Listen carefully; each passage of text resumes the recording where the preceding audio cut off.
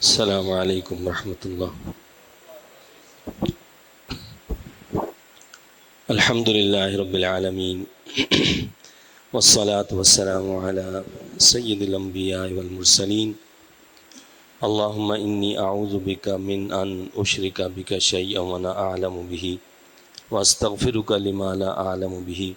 اشہد ان لا الہ الا اللہ وحدہ لا شریک لہ واشہد ان محمدا عبدہ ورسولہ۔ رب اشرح لی صدری ویسر لی امری واحلل عقدۃ من لسانی یفقہوا قولی۔ رب زدنی علما رب یسر ولا تعسر وتمم بالخیر وبک نستعین۔ الحمدللہ درس قرآن کے سلسلے میں یہ 53 لیکچر ہے، اور اس سے پہلے سورہ المائدہ کی آیت نمبر 66 تک درس دیا جا چکا ہے۔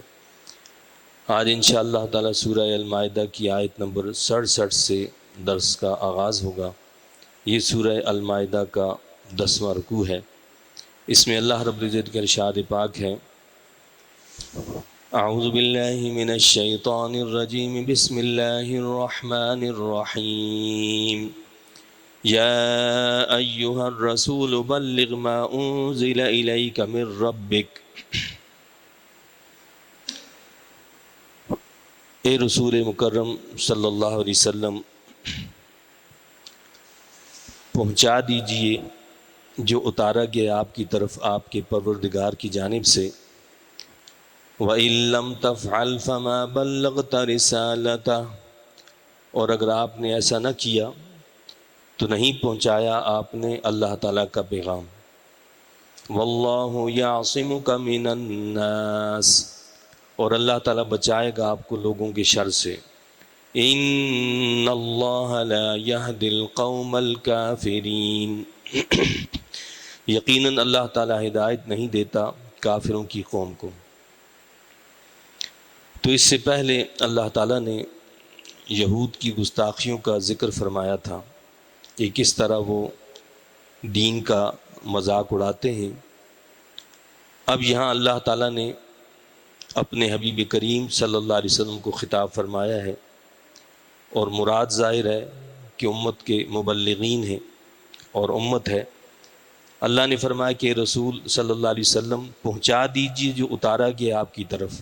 بلغ ما انزل الیک من ربک، آپ کے پروردگار کی جانب سے، یعنی نبی کریم صلی اللہ علیہ وسلم کی جو ذمہ داریاں ہیں ان میں سے اہم ترین ذمہ داری جو ہے وہ پیغام الہی کو لوگوں تک پہنچانا ہے، تبلیغ دین کرنا ہے، دین کے پیغام کو دوسروں تک پہنچانا ہے۔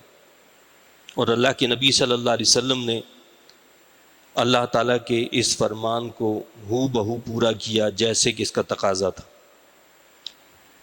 اور خود اللہ کے نبی صلی اللہ علیہ وسلم نے اپنے آخری خطبہ میں، خطبہ حجۃ الوداع کے موقع پر بھی صحابہ کرام سے، اہل ایمان سے یہ سوال کیا اور فرمایا، حدیث پاک کا مفہوم ہے کہ تم سے قیامت کے دن میرے بارے میں سوال کیا جائے گا اور پوچھا جائے گا،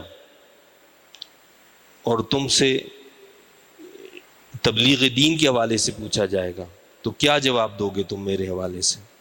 تو انہوں نے کہا کہ یا رسول اللہ صلی اللہ علیہ وسلم، یہ گواہی دیں گے کہ آپ نے اللہ کے پیغام کو پورا پہنچا دیا۔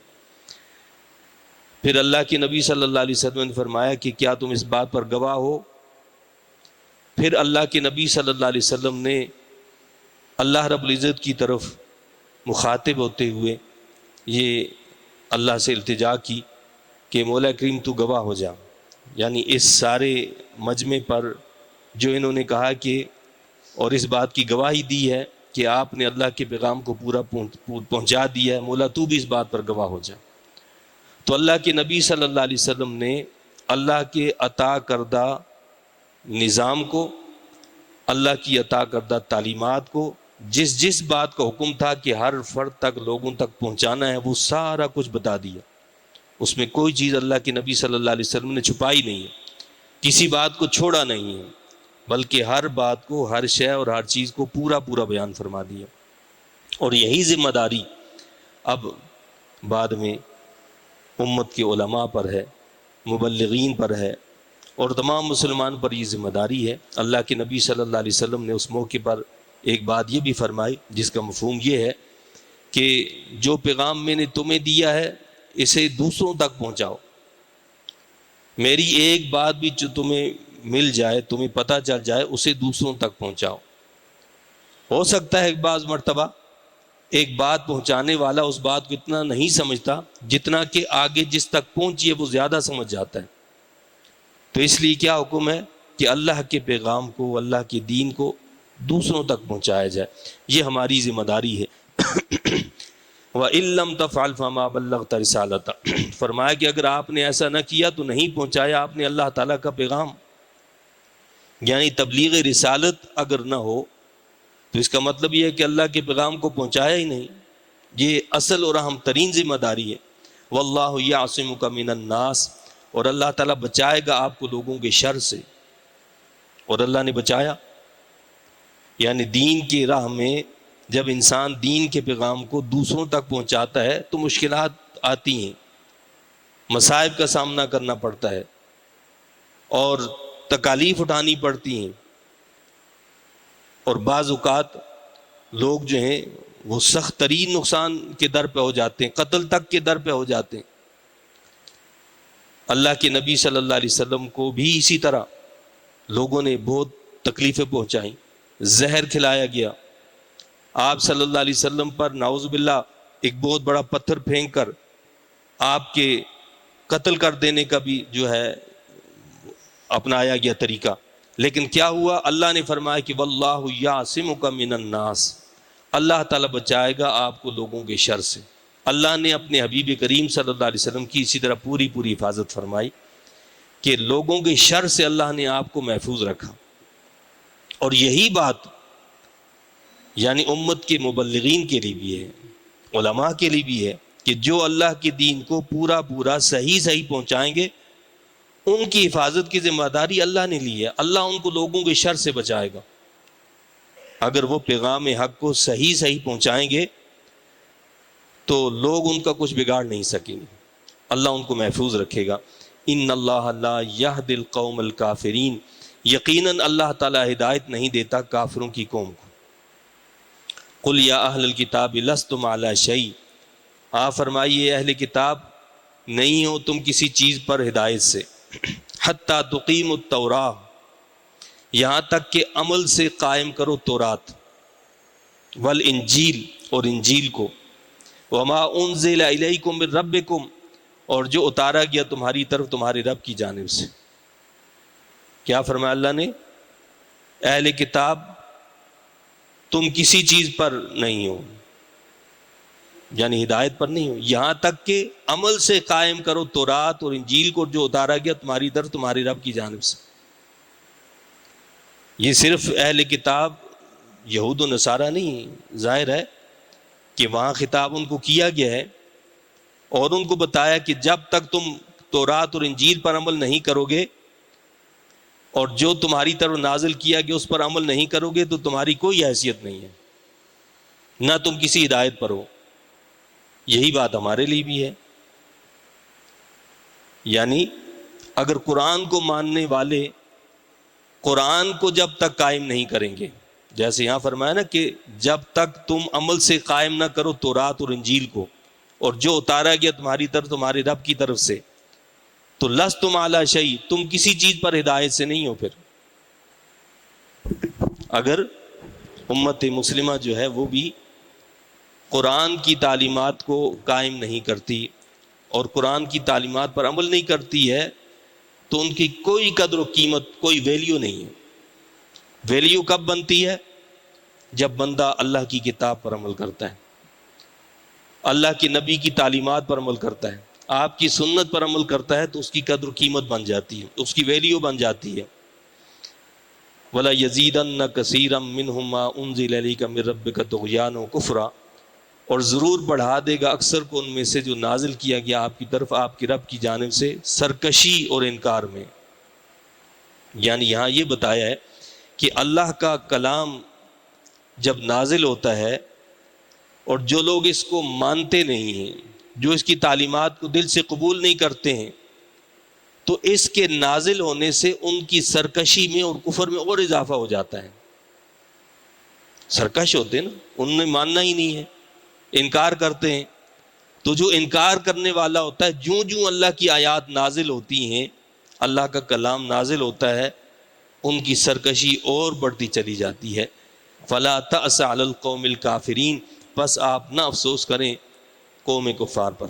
اللہ فرماتا ہے محبوب کریم صلی اللہ علیہ وسلم، آپ نے اللہ کے پیغام کو پورا پورا پہنچا دیا ہے، تو اب آپ کو غم کرنے کی کوئی ضرورت نہیں ہے، آپ افسوس نہ کریں۔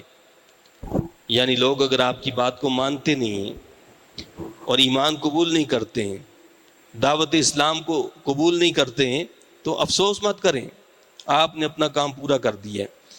ان الذین آمنوا والذین ہادوا، بے شک جو لوگ ایمان لائے اور جو یہودی بنے، والصابئون اور صابی، والنصارى اور نصرانی، من آمن باللہ والیوم الآخر، جو بھی ان میں سے ایمان لایا اللہ پر، روز قیامت پر، وعمل صالحا اور نیک عمل کیے، فلا خوف علیہم ولا هم یحزنون، تو نہ کوئی خوف ہے ان پر اور نہ وہ غمگین ہوں گے۔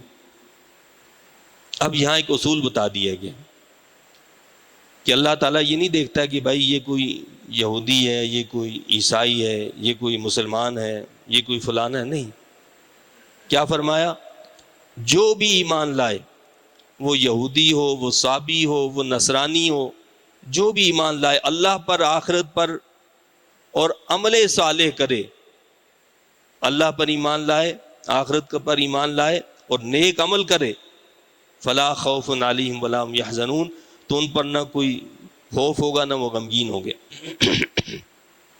لیکن اس کا یہ مطلب نہیں ہے کہ کوئی کہے کہ بھائی کوئی عیسائی ہے، کوئی یہودی ہے، کوئی فلانا ہے تو لہٰذا سب صحیح ہیں، ایسا نہیں ہے۔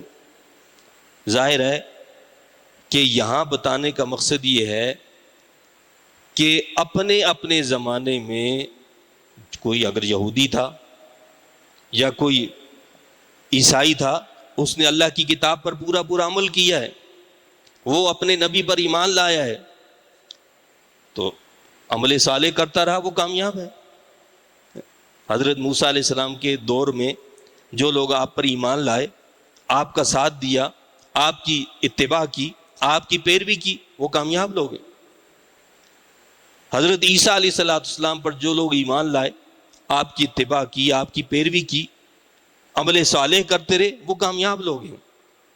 لیکن جب محمد عربی صلی اللہ علیہ وسلم تشریف لے آئے تو یہ جو فرمایا نا کہ من آمن باللہ، جو ایمان لایا اللہ پر، تو اللہ پر ایمان لانے میں یہ بات شامل ہے کہ آخری نبی محمد رسول اللہ صلی اللہ علیہ وسلم پر بھی ایمان لایا جائے۔ جب تک اللہ کے نبی محمد رسول اللہ صلی اللہ علیہ وسلم کو اب نہیں مانا جائے گا تو انسان کتنا بڑے سے بڑا عمل کر لے، وہ بیکار ہے، ایمان سے وہ خالی ہے۔ کیونکہ پہلی شرط یہ ہے کہ اللہ پر ایمان لانے کی اللہ کے نبی کو ماننا، جن نبیوں کو بھی اللہ نے بھیجا ہے ان سب کا ماننا ضروری ہے۔ اگر کسی ایک نبی کا بھی کوئی انکار کر دے، اس کے سارے اعمال برباد ہو جاتے ہیں، وہ اہل ایمان میں شامل ہی نہیں ہوتا ہے۔ نبی کو ماننا نہ ماننا دور کی بات، اللہ کے نازل کردہ کلام کے ایک حرف کا انکار کر دینا کیا ہے؟ وہ انسان کو دائرہ اسلام سے خارج کر دیتا ہے۔ کوئی پورے قرآن کو مانتا ہو، کسی ایک بات کو نہ مانتا ہو، کسی ایک لفظ کا انکار کرتا ہو، کسی ایک حرف کا انکار کرتا ہو، تو کیا وہ مومن رہے گا؟ وہ مومن نہیں رہے گا۔ تو ایمان کا مقصد یہ ہے کہ اللہ کی طرف سے ایمان کے جو تقاضے ہیں ان کو پورا کرنا ہے، جو مطالبہ اس کو پورا کرنا ہے۔ تو جو ایسا کرنے والا ہوگا تو وہ کیا ہوگا؟ فلا خوف علیہم ولا هم یحزنون، تو نہ ان پر خوف ہوگا نہ وہ غمگین ہوں گے۔ تو محمد عربی صلی اللہ علیہ وسلم پر ایمان اب لانا ہر اس شخص کے لیے لازم ہے جو اپنے آپ کو چاہے یہودی کہتا ہو، جو اپنے آپ کو نصرانی کہتا ہو یا کچھ بھی کہتا ہو۔ اسی طرح جب سیدنا عیسیٰ علیہ السلام تشریف لائے اور اس وقت جو لوگ آپ پر ایمان لائے وہ مومن ہوں گے. ویسے تو ایمان والے دوسرے بھی لوگ تھے، یعنی یہود جو اپنے آپ کو کہتے ہیں وہ بھی ایمان کا دعویٰ کرتے تھے، لیکن انہوں نے حضرت عیسیٰ علیہ السلام کا انکار کر دیا تو وہ مومن نہیں رہے، وہ دائرہ اسلام سے خارج ہو گئے. مومن وہ تھے جو حضرت عیسیٰ علیہ السلام پر ایمان لائے، آپ کی تعلیمات پر عمل کیا، آپ کا ساتھ دیا. تو اسی طرح یہاں کا معاملہ ہے کہ ان کی کتابوں میں، تورات کے اندر، انجیل کے اندر آخری نبی کی نشانیاں بتائی گئی ہیں، بشارتیں دی گئی ہیں.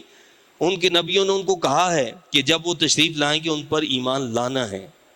جب اس مطالبے کو پورا نہیں کیا تو ایمان سے خارج.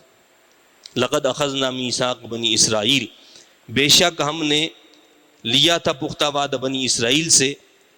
وارسلنا علیہم رسلا، اور ہم نے بھیجے تھے ان کی طرف رسول. اللہ کیا فرماتا ہے کہ ہم نے بنی اسرائیل سے وعدہ لیا تھا، ہم نے ان کی طرف رسول بھیجے تھے. کلما جاءہم رسول بما لا تہوی انفسہم، جب کبھی آیا ان کے پاس کوئی رسول وہ حکم لے کر جسے ناپسند کیا ان کے نفسوں نے، تو پھر کیا ہوا؟ بما لا تہوی انفسہم فریقا کذبوا وفریقا یقتلون. تو انبیاء کے ایک گروہ کو تو انہوں نے جھٹلا دیا اور ایک گروہ کو قتل کر دیا. یہ یہود کا وہ وتیرہ ہے اور یہ وہ بدترین عادت ہے، یہ ان کی بدترین وہ فطرت ہے جس سے اللہ نے آگاہ کیا کہ ان کے پاس اللہ نے ایک رسول کو نہیں، ایک نبی کو نہیں، کئی انبیاء علیہ السلام کو بھیجا. لیکن ہوا کیا کہ کئی انبیاء علیہ السلام کو تو انہوں نے جھٹلا دیا کہ ہم آپ کی بات کو نہیں مانیں گے. اور نہ صرف یہ جھٹلایا بلکہ وفریقا یقتلون، ایک گروہ کو قتل کر دیا. حضرت زکریا علیہ السلام کو، حضرت یحییٰ علیہ السلام کو، یہ ان کے نبی ہیں، ان کو قتل کر دیا. تو جو قوم اپنے نبیوں کو نہ چھوڑے اس سے کبھی خیر کی امید کوئی کر سکتا ہے؟ ان سے خیر کی امید ہے ہی نہیں، ان سے خیر کی کوئی امید کی جا ہی نہیں سکتی ہے. وَحَسِبُوا أَلَّا تَكُونَ فِتْنَةً، اور یہ فرض کر لیا کہ نہیں ہوگا انہیں عذاب. نبیوں کو قتل کرنے کے باوجود، نبیوں کو جھٹلانے کے باوجود کیا فرض کر لیا انہوں نے کہ جی ہمیں تو کوئی عذاب نہیں ہوگا، ہم جو بھی کریں، ہم تو اللہ کے لاڈلے ہیں، اللہ کے پیارے ہیں، اور بس ہمیں تو کچھ نہیں ہوگا. تو کیا فرمایا؟ یہ فرض کر لیا کہ نہیں ہوگا انہیں عذاب. فَعَمُوا، تو اندھے بن گئے، وَصَمُّوا، اور بہرے بن گئے. ثُمَّ تَابَ اللَّهُ عَلَيْهِمْ، پھر نظر رحمت فرمائی اللہ تعالیٰ نے ان پر. اندھے بہرے بن گئے، نبیوں کو قتل کر دیا، اللہ نے پھر بھی کرم فرمایا، رحمت کی ساتھ توجہ فرمائی، یعنی توبہ کر لیں، معافی مانگ لیں. ثُمَّ عَمُوا وَصَمُّوا، یعنی اللہ نے ان کو مہلت دی، وقت دیا کہ اب بھی سدھر جاؤ. نہیں سمجھے اور نہیں سدھرے، پھر وہ اندھے بن گئے اور بہرے بن گئے. ثُمَّ عَمُوا وَصَمُّوا كَثِيرٌ مِّنْهُمْ، بہت سے ان میں سے. مقصد کیا ہے کہ اللہ تعالیٰ نے نبی رحمت محمد رسول اللہ صلی اللہ علیہ وسلم کو بھیج دیا. اب ان کے پاس سدھرنے کا وقت تھا، سنبھلنے کا وقت تھا کہ آپ پر ایمان لے آتے اور آخری کتاب کو مان لیتے تو اللہ تعالیٰ ان کی گناہوں کو معاف فرما دیتا. لیکن انہوں نے کیا کیا؟ یہ اندھے بنے رہے اور بہرے بنے رہے. انہوں نے حق بات کو سننا پسند ہی نہیں کیا، حق بات کو دیکھنا پسند ہی نہیں کیا. تو کیا فرمایا کہ اندھے بن گئے اور بہرے بن گئے، بہت ان میں سے. واللہ بصیر بما یعملون، اور اللہ تعالیٰ سب کچھ دیکھ رہا ہے جو وہ کرتے ہیں. لقد کفر الذین قالوا ان اللہ والمسیح ابن مریم، بے شک کافر ہو گئے وہ جنہوں نے یہ کہا کہ اللہ مسیح ابن مریم ہی تو ہے. کافر ہو گئے کون؟ جنہوں نے کہا کہ اللہ مسیح ابن مریم تو ہے. نعوذ باللہ، یعنی کہنے لگے کہ اصل میں اللہ تعالیٰ خود اتر آیا ہے عیسیٰ کی شکل میں. نعوذ باللہ، یعنی حضرت عیسیٰ علیہ السلام کو کیا کہا؟ اصل میں اللہ خود اتر آیا ہے آپ کی شکل میں، حضرت عیسیٰ علیہ السلام کی شکل میں اللہ خود اتر آیا. تو کیا فرمایا کہ انہوں نے کفر کیا جنہوں نے کہا کہ اللہ مسیح ابن مریم ہی تو ہے. وقال المسیح، حالانکہ کہا تھا خود مسیح علیہ الصلوۃ والسلام نے، یا بنی اسرائیل، اے بنی اسرائیل، اعبدوا اللہ، عبادت کرو اللہ کی، ربی و ربکم، وہ میرا بھی رب ہے تمہارا بھی رب ہے۔ یعنی حضرت مسیح علیہ السلام کی اپنی تعلیمات کیا ہیں کہ اللہ کی عبادت کرو، میری عبادت نہیں، میں تو اللہ کا نبی ہوں، اللہ کا بندہ ہوں، خالق اور مالک وہ ہے، میں بھی اسی رب کی عبادت کرتا ہوں، تم بھی اسی کی عبادت کرو، وہ میرا بھی رب ہے تمہارا بھی رب ہے۔ انہ من یشرک باللہ، یقیناً جو بھی شریک بنائے گا اللہ کے ساتھ، فقد حرم اللہ علیہ الجنۃ، تو حرام کر دی اللہ تعالیٰ نے اس پر جنت۔ جو اللہ کے ساتھ کسی کو کسی طور پر بھی شریک بنائے گا، اس کی ذات میں، اس کی صفات میں، اس کے کمالات میں، کسی بھی اعتبار سے کسی کو وہ کیا کرے، اللہ کا شریک بنا دے، حرم اللہ علیہ الجنہ، حرم اللہ علیہ الجنہ کیا ہے، اللہ نے اس پر جنت کو حرام کر دی ہے، وَمَأْوَاهُ النَّارُ، اور اس کا ٹھکانہ تو آگ ہے، اللہ اس آگ سے ہمیں محفوظ رکھے، وَمَا لِلظَّالِمِينَ مِنْ أَنصَارٍ، اور نہیں ظالموں کا کوئی مددگار۔ تو عیسیٰ علیہ السلام کی تعلیمات تو یہ ہیں کہ اللہ کی عبادت کرو، اور تم کہتے ہو کہ عیسیٰ خود جو ہیں وہ اللہ ہیں۔ لَقَدْ كَفَرَ الَّذِينَ قَالُوا إِنَّ اللَّهَ ثَالِثُ ثَلَاثَةٍ، بے شک کافر ہو گئے وہ جنہوں نے یہ کہا کہ اللہ تیسرا ہے تین خداؤں میں سے۔ اب جیسے مسلمانوں میں بہت سارے فرقے ہیں، عیسائیوں میں بھی اسی طرح بہت سارے فرقے ہیں، تو ایک فرقے کا تو یہ نظریہ ہے کہ جی اللہ نعوذ باللہ حضرت عیسیٰ علیہ السلام کی شکل میں آ گیا، اور دوسرے فرقے کا نظریہ کیا تھا، وہ کہتے تھے کہ اللہ تیسرا ہے تین خداؤں میں سے۔ وہ کیا کہتے تھے، عیسیٰ، روح القدس اور اللہ یہ مل کے ایک خدا ہے، یا بعض کہتے تھے کہ عیسیٰ اور ان کی والدہ اور خدا یہ تینوں مل کر ایک خدا ہیں۔ یہ مختلف ان کے نظریات ہیں، یہ تینوں مل کر ایک خدا بنتے ہیں۔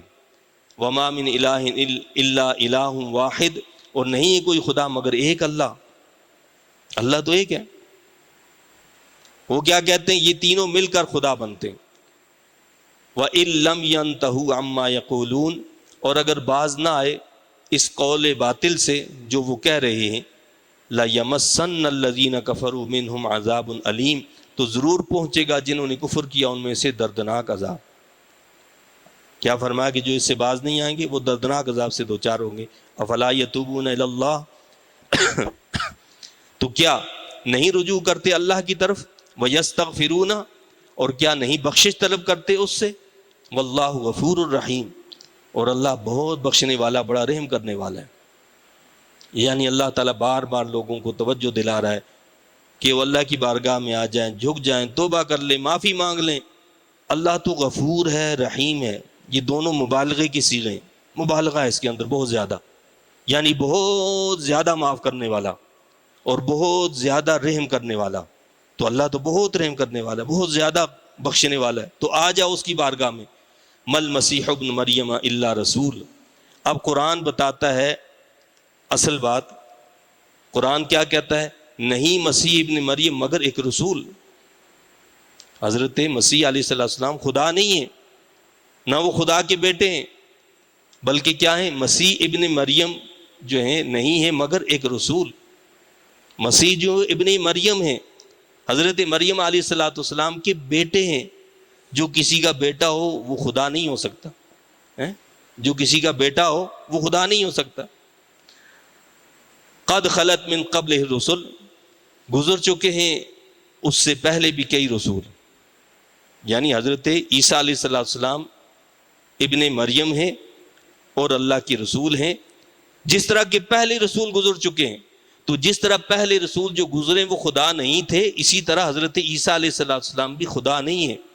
جس طرح پہلے گزرنے والے جو نبی تھے وہ خدا کے بیٹے نہیں تھے، اسی طرح عیسیٰ علیہ السلام بھی خدا کے بیٹے نہیں ہیں، بلکہ اللہ کے نبی ہیں، اللہ کے بندے ہیں۔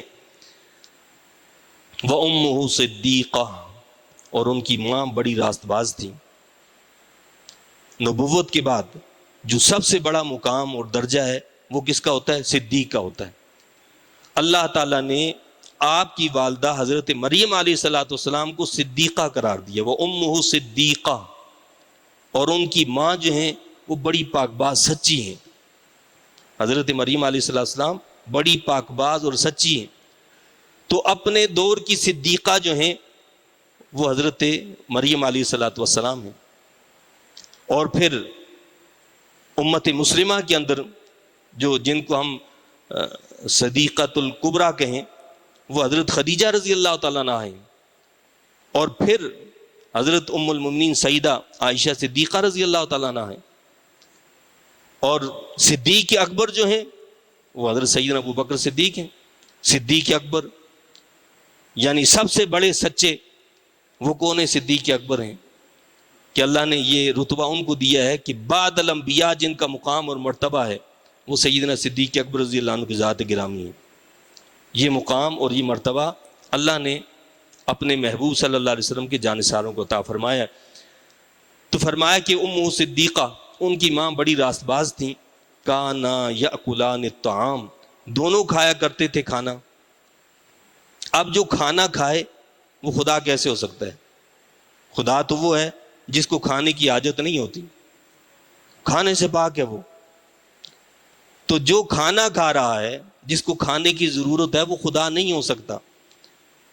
انظر کیف نبین لهم الآیات ثم انظر انا یؤفکون، دیکھو کیسے ہم کھول کر بیان کرتے ان کے لیے دلیلیں، پھر دیکھو وہ کیسے الٹے پھر رہے۔ یعنی اتنی بڑی صاف صاف مثالیں دے دیں کہ جو کھاتا ہو، جو پیتا ہو، جو سوتا ہو، جو تکلیف سے دوچار ہوتا ہو، وہ خدا نہیں ہو سکتا، پھر بھی کہتے ہیں کہ جی خدا ہے۔ قل اتعبدون من دون اللہ، آپ فرمائیے کیا تم عبادت کرتے ہو اللہ کے سوا اس کی، ما لا یملک لکم ضرا ولا نفعا، جو نہیں مالک تمہارے نقصان کا اور نہ نفع کا۔ تم جو ہے عبادت کرتے ہو اللہ کے سوا اس کی جو نہیں مالک تمہارے نقصان کا اور نہ نفع کا۔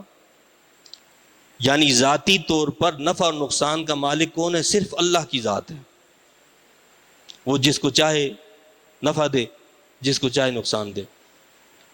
بندے ذاتی طور پر کسی کو نفع اور نقصان نہیں دے سکتے، وہ اللہ کی عطا سے دے سکتے ہیں۔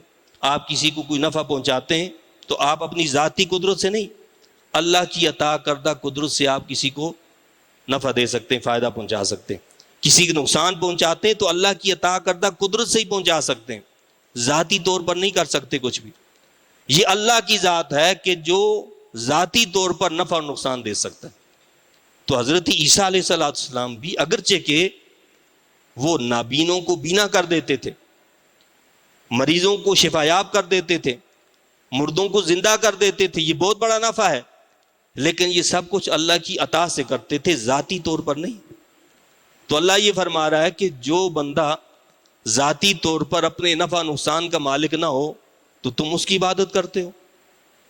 واللہ هو السمیع العلیم، اور اللہ تعالیٰ یہ سب کچھ سننے والا اور سب کچھ جاننے والا ہے۔ قل یا اہل الکتاب لا تغلوا فی دینکم غیر الحق، آپ فرمائیے اہل کتاب نہ حد سے بڑھو اپنے دین میں نہ حق۔ لا تغلوا فی دینکم، دین میں غلو یہ اللہ کو پسند نہیں ہے۔ غلو کا مطلب ہوتا ہے زیادتی کرنا، افراط و تفرید کا شکار ہو جانا، یہ اللہ کو پسند نہیں ہے۔ آج ساری قوم افراط و تفرید کا شکار ہے، کہیں سیاسی پارٹیوں میں، کہیں مذہبی جماعتوں میں، کہیں نسلی اعتبار سے مختلف زاویے ہیں کہ افراط و تفرید کا شکار ہیں لوگ، حتیٰ کہ ایمان کے اندر بھی افراط و تفرید کا شکار ہو جاتے۔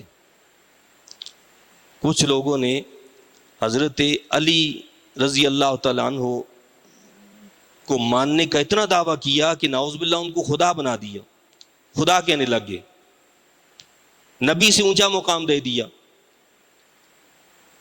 اور کچھ نے ایسا بغض کیا کہ وہ یعنی صحابی کے درجے کو بھی پسند نہیں کیا۔ اسی طرح کی صورتحال ہے کہ بعض لوگوں نے اہل بیت اطہار کی محبت کے نام پر یعنی اتنا غلو کیا کہ نعوذ باللہ صحابہ کرام کی شان میں گستاخیاں کرنے لگے۔ اور بعض نے صحابہ کرام کی محبت کا دعویٰ کرتے ہوئے نعوذ باللہ اہل بیت اطہار کو برا بھلا کہنے لگے، حتیٰ کہ یزید کو کہا کہ جی صحیح ہے، اور حضرت سیدنا امام حسین رضی اللہ تعالیٰ عنہ پہ تنقید کرنے لگے۔ یہ سب کے افراط و تفریط۔ اسلام اس چیز کو پسند نہیں کرتا۔ اسلام کیا کہتا ہے؟ اعتدال، ہر بات، ہر شے، ہر چیز میں اعتدال، یہ ہے اسلام کا جو ہے اصول بنیادی، کہ صحابہ کرام سے بھی محبت رکھو، اہل بیت اطہار سے بھی محبت رکھو، اہل بیت اطہار کی بھی محبت دل میں ہونی چاہیے اور صحابہ کرام کی بھی محبت دل میں ہونی چاہیے۔ اگر کسی کے دل میں ذرا سی بھی صحابہ کرام کے لیے بے ادبی ہے، یا کسی کے دل میں ذرا سی بھی اہل بیت اطہار کے لیے بے ادبی ہے، اسے پھر اپنے ایمان کو خود جانچ لینا چاہیے کہ وہ کہاں ہے۔ ہمارے لیے لازم ہے، اللہ کے نبی صلی اللہ علیہ وسلم نے کیا فرمایا؟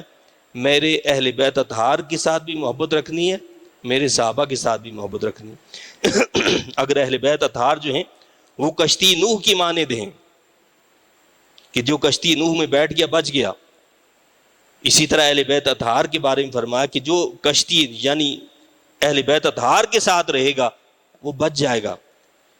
لیکن اسی طرح دوسری طرف اللہ کے نبی صلی اللہ علیہ وسلم نے صحابہ کو ستاروں کی مانند قرار دیا، کہ کشتی جو ہوتی ہے ستاروں کے اشارے پر چلتی ہے، ستارے سے ہدایت حاصل کرتی ہے کہ مجھے اب کس طرف جانا ہے، کس رخ جانا ہے، کس طرف نہیں جانا۔ اب اگر کشتی وہ ستارے سے ہدایت نہ لے تو ڈوب جاتی ہے۔ تو لہٰذا ستاروں سے ہدایت بھی لینی ہے اور کشتی نوح کو بھی پکڑے رکھنا ہے، تبھی ایمان بچ سکتا ہے۔ اس میں افراد و تفرید ہوئی تو ایمان سے آدمی فارغ ہو جائے گا۔ تو اللہ فرماتا ہے کہ لا تغلو فی دینکم، نہ حد سے بڑھو اپنے دین میں، غیر الحق، نہ حق، ولا تتبعوا اہواء قوم، اور نہ پیروی کرو اس قوم کی خواہشوں کی، قد ضلوا من قبل، جو گمراہ ہو چکی ہے پہلے سے، وَأَضَلُّوا كَثِيرًا وَضَلُّوا عَنْ سَوَاءِ السَّبِيلِ، اور گمراہ کر چکے ہیں بہت سے لوگوں کو اور بھٹک چکے ہیں راہ راست سے۔ لُعِنَ الَّذِينَ كَفَرُوا مِن بَنِي إِسْرَائِيلَ عَلَى لِسَانِ داؤد وعیسیٰ ابن مریم، لعنت کیے گئے وہ جنہوں نے کفر کیا بنی اسرائیل سے، داؤد علیہ السلام کی زبان پر اور عیسیٰ پسر مریم کی زبان پر۔ اب اللہ تعالیٰ نے بتایا ہے یہ جو بنی اسرائیل ہیں، یہ جو یہود ہیں، یہ کیسے لعنتی لوگ ہیں، کیسی ان پر پھٹکار برستی رہی ہے کہ اللہ تعالیٰ نے نبیوں کے ذریعے سے ان پر لعنت کی ہے۔ علی لسان داود، حضرت داود علیہ السلام ان کے نبی تھے، ان کی زبان سے ان پر لعنت برسی ہے۔ وعیسیٰ ابن مریم، اور حضرت عیسیٰ ابن مریم کی زبان سے ان پر لعنت کی گئی ہے۔ حضرت عیسیٰ علیہ السلام نے بھی ان بنی اسرائیل پر لعنت کی ہے۔ ذالک بما عصوا وکانوا یعتدون، ایسا کیوں کیا؟ یہ بوجہ اس کے کہ وہ نافرمانی کیا کرتے اور زیادتیاں کیا کرتے تھے۔ ان کی مسلسل نافرمانیوں اور زیادتیوں کی وجہ سے ان پر لعنت کی گئی ہے۔ کیا کرتے تھے وہ؟ کانوا لا یتناہون عن منکر فعلوہ، نہیں منع کیا کرتے تھے ایک دوسرے کو اس برائی سے جو وہ کرتے تھے۔ جب دیکھتے تھے برائی کرتے ہوئے ایک دوسرے کو، برائی سے منع نہیں کرتے تھے، اس وجہ سے ان پر لعنت کی گئی۔ یہ بڑی قابل توجہ بات ہے کہ ان پر کیا کیا؟ لعنت کی گئی ہے۔ اور اللہ کے نبی صلی اللہ علیہ وسلم نے بھی امت مسلمہ کو اس بات سے آگاہ کیا، تنبیہ فرمائی ہے۔ اللہ کے نبی نے بنی اسرائیل کا یہ تذکرہ کرتے ہوئے امت کو کیا تنبیہ فرمائی؟ فرمایا کہ اللہ واللہ لتأمرن بالمعروف ولتنہون عن المنکر ولا تأخذن علی ید الظالم۔ اللہ کے نبی فرماتے ہیں کہ ہرگز نہیں، اللہ کی قسم، تم ضرور نیکی کا حکم دو گے، ضرور برائی سے روکو گے، ضرور ظالم کا ہاتھ پکڑو گے، اسے روکو گے، اور تم اسے حق پر ضرور جھکاؤ گے اور اسے حق پر مجبور کر دو گے۔ اگر ایسا نہیں کرو گے تو تمہارے دل بھی بنی اسرائیل کی طرح ایک کر دیے جائیں گے۔ پھر جس طرح ان پر اللہ کی لعنت برسی ہے، تم پر بھی اسی طرح اللہ کی لعنت اور پھٹکار برسے گی۔ تو کیا فرمایا کہ وہ کیا کرتے تھے کہ نہیں منع کیا کرتے تھے ایک دوسرے کو اس برائی سے جو وہ کرتے تھے۔ لبئس ما کانوا یفعلون، بہت برا تھا جو وہ کیا کرتے تھے۔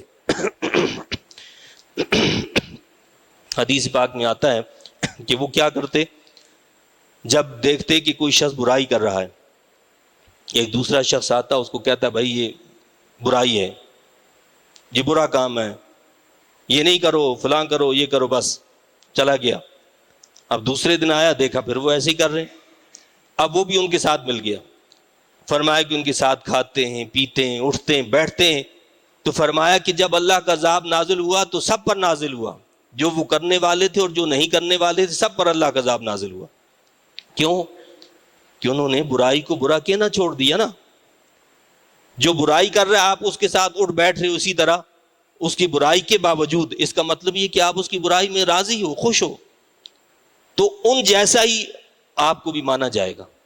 اسی لیے حکم یہ ہے کہ برائی کو روکتے رہیں، جہاں برائی دیکھیں آپ روکیں، منع کریں۔ کوئی نہیں مانتا نہ مانے، لیکن کم از کم ایک تو برائی سے روکنے پر آپ اللہ کے ہاں اجر کے مستحق ہو جائیں گے، دوسرا آپ اللہ کے عذاب سے بچ جائیں گے۔ یہ بہت بڑا ہتھیار ہے عذاب الہی سے بچنے کا، کہ برائی کو دیکھو تو اس سے منع کرو، اس کو روکو۔ اور بھی اس کی اسٹیجز ہیں۔ کیا فرمایا کہ جو طاقت رکھتا ہے کہ اپنے ہاتھ سے روک دے، قانون سے روک دے، وہ اپنے ہاتھ سے روکے، اسے ہاتھ سے روک دے اس کو، برائی کو۔ جو ہاتھ کی طاقت نہیں رکھتا زبان سے روکے، زبان سے منع کرے، اور جو زبان کی بھی طاقت نہیں رکھتا تو کم از کم کیا کرے، دل میں اس برائی کو برا جانے۔ ذالک اضعف الایمان، اور یہ ایمان کا کمزور ترین حصہ ہے۔ فرمایا کہ جب بندہ برائی کو دل میں بھی برا نہ جانے تو وہ پھر ایمان سے فارغ ہو جاتا ہے، اس کے پاس ایمان نام کی کوئی چیز نہیں رہتی۔ ترا کثیرا منہم یتولون الذین کفروا، آپ دیکھیں گے بہتوں کو ان میں سے کہ وہ دوستی رکھتے ہیں کافروں سے۔ لبئس ما قدمت لہم انفسہم، بہت ہی برا ہے جو آگے بھیجا ان کے لیے ان کے نفسوں نے۔ ان میں سے بہت لوگوں کو دیکھو گے وہ کافروں سے دوستی رکھتے ہیں، ایمان والوں سے نہیں، اپنے لوگوں سے نہیں، مسلمانوں سے نہیں، کافروں سے دوستی رکھتے ہیں۔ اللہ فرماتا ہے بہت ہی برا جو آگے بھیجا ان کے لیے ان کے نفسوں نے۔ ان سخط اللہ علیہم، یہ کہ ناراض ہو گیا اللہ تعالیٰ ان پر، وفی العذاب ہم خالدون، اور عذاب میں وہ ہمیشہ رہیں گے۔ جو کافروں کو اپنا دوست بنا لیتا ہے اور اپنوں کو چھوڑ دیتا ہے، اللہ اس سے ناراض ہو جاتا ہے، اور اس کے لیے ہمیشہ کی جہنم اور ہمیشہ کا عذاب لکھ دیا جاتا ہے، وہ ہمیشہ کا عذاب اس کے لیے مقرر کر دیا جاتا ہے۔ اللہ اس سے ہمیں محفوظ رکھے۔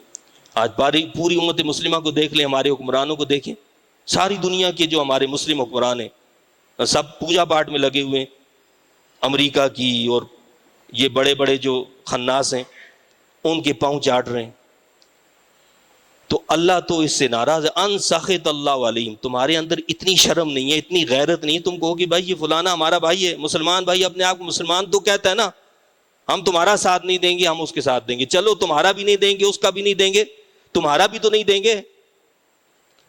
مقصد یہ ہے کہ آپ ساتھ بھی دو ادھر کافر کا اور اپنے آپ کو مسلمان بھی کہو، یہ تو عجیب سی بات ہے۔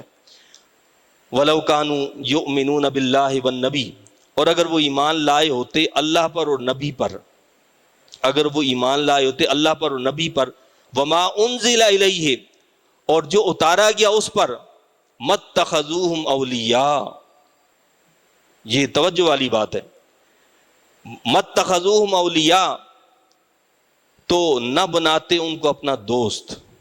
کیا فرمایا؟ اگر وہ ایمان لائے ہوتے اللہ پر اور نبی پر اور جو اتارا گیا ان پر، جو نبی کریم صلی اللہ علیہ وسلم پر اتارا گیا ان پر ایمان رکھتے، تو متخذوہم اولیاء، تو ان کافروں کو کبھی بھی دوست نہ بناتے۔ ولکن کثیرا منہم فاسقون، لیکن اکثر ان میں سے فاسق ہیں۔ یہ فسق کی علامت ہے، یہ نافرمانی کی علامت ہے کہ انسان کیا کرے، کافروں کو اپنا دوست بنا لے۔ لَتَجِدَنَّ أَشَدَّ النَّاسِ عَدَاوَةً لِلَّذِينَ آمَنُوا الْيَهُودَ، ضرور پائیں گے آپ سب لوگوں سے زیادہ دشمنی رکھنے والے مومنوں سے یہود کو، وَالَّذِينَ أَشْرَكُوا، اور مشرکوں کو۔ مسلمانوں کے اور اسلام کے سخت ترین دشمن جو ہیں وہ یہودی ہیں، حالانکہ یہودیوں کو مسلمانوں کا ساتھ دینا چاہیے تھا۔ وہ اہل کتاب اپنے آپ کو کہتے ہیں، وہ اللہ پر اور آخرت پر ایمان کا دعویٰ کرتے ہیں کہ ہم ایمان رکھتے ہیں، تو اس کا تقاضا کیا تھا کہ مسلمان بھی اللہ پر آخرت پر ایمان کا کہتے ہیں تو وہ ان کا ساتھ دیتے، لیکن اس کے باوجود وہ کیا کرتے تھے، مسلمانوں کے ساتھ معاہدہ بھی ہوتا تھا، لیکن معاہدے کے باوجود وہ جا کر مشرکوں کے ساتھ ساز باز کرتے اور مسلمانوں پر حملے کرتے تھے، مشرکوں کے ساتھ، مشرکین مکہ سے جا کر ملتے تھے کہ بھائی ان مسلمانوں کو ملیا میٹ کرو۔